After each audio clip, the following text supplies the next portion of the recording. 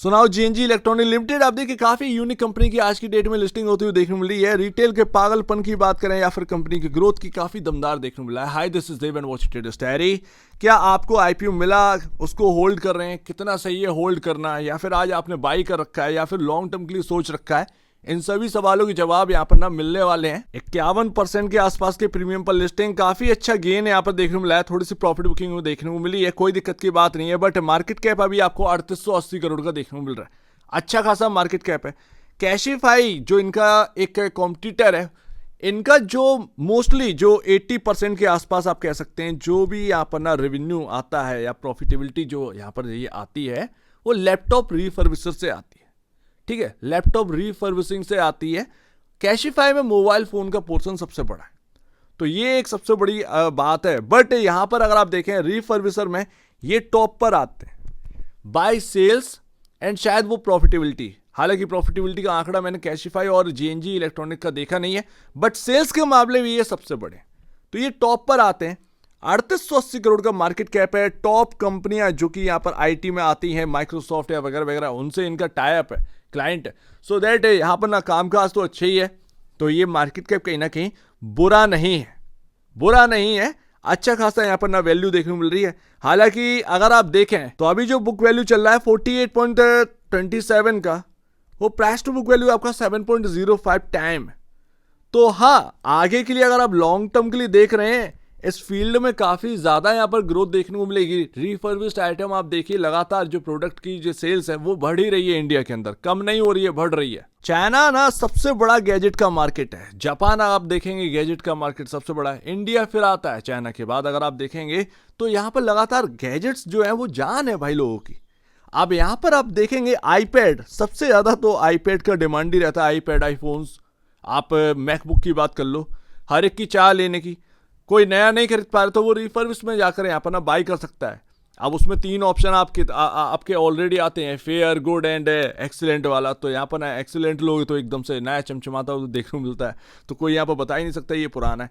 बात इतनी सी आ जाती है। खैर 2026 तक ये मार्केट आपका जो है वो $11 बिलियन का यहाँ पर ना पहुंच जाएगा। बट यहाँ पर ना सबसे बड़ी बात, ये इलेक्ट्रॉनिक मार्केट जो रिफर्बिश्ड इलेक्ट्रॉनिक मार्केट है उसके अंदर सबसे बड़ा पोर्शन जो है वो स्मार्टफोन्स का है, स्मार्टफोन्स का है। तो ये ध्यान रखने वाली बात है। एंड जो रिफर्बिश्ड मार्केट है उसकी कंपाउंड एनुअल ग्रोथ जो है ना CAGR, वो आपका 16% की दर से बढ़ रहा है। मार्च 2025 में ना 1411 करोड़ का सेल्स का नंबर है। वहीं अगर आप कैशिफाई का देखेंगे तो फिर आपको देखने को मिलेगा अबाउट 1000 करोड़ के अराउंड, 1000 करोड़ के अराउंड आपको देखने को मिलेगा।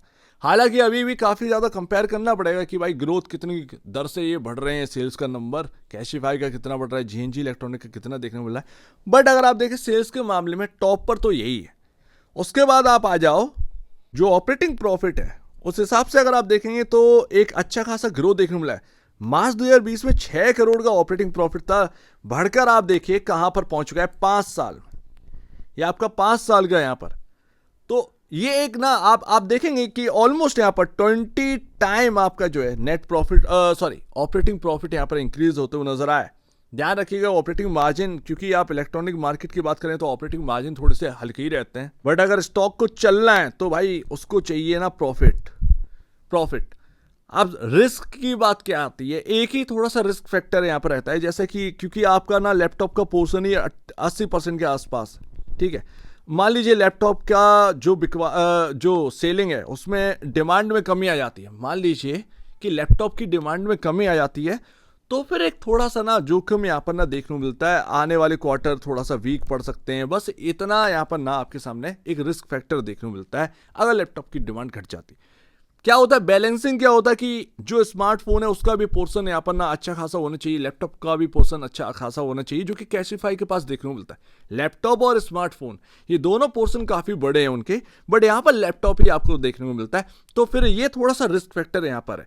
अदरवाइज अगर आप देखें तो अभी भी भले ही 80% आपका लैपटॉप का पोर्शन यहाँ पर देखने को मिल जाता है, उस हिसाब से भी आपको कैशिफाई को बीट कर चुके।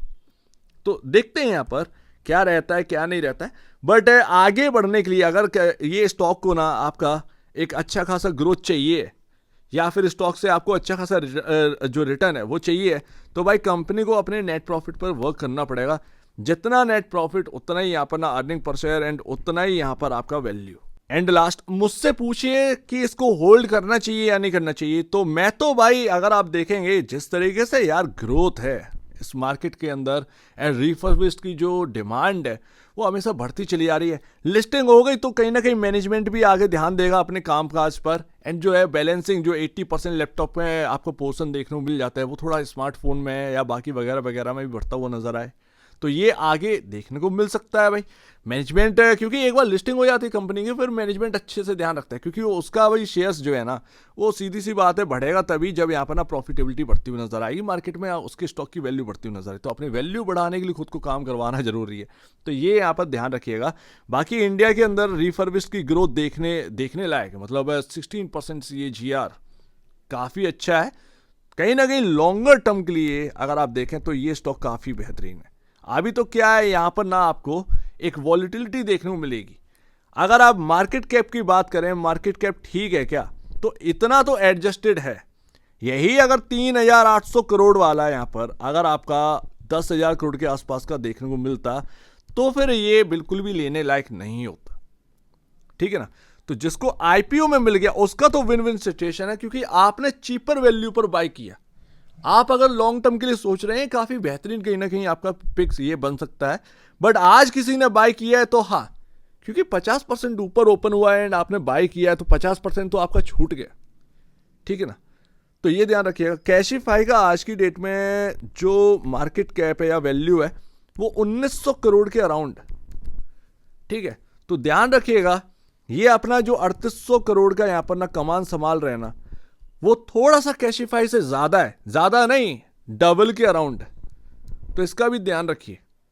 थोड़ा सा महंगापन है बट क्योंकि एक लौता लिस्टेड है तो कहीं ना कहीं प्रीमियम तो मिलेगा ही, तो वो सारी चीजें हैं। तो लॉन्ग टर्म के लिए अगर आप देखेंगे तो बेहतरीन कहीं ना कहीं देखने को मिलता है।